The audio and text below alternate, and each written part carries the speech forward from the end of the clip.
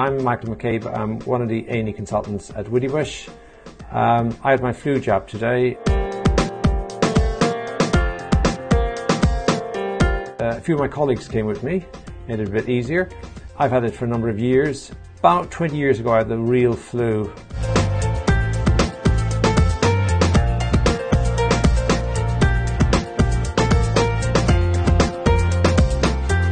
And I failed the £20 note test. I could not get out of bed. As one of my colleagues said, if the £20 was on the ground, I wasn't prepared to get out and get it. Flu is a really nasty illness. I'm doing it to protect my friends, my family, patients, and other people that I meet up with. Go and get your jab today. It doesn't really hurt.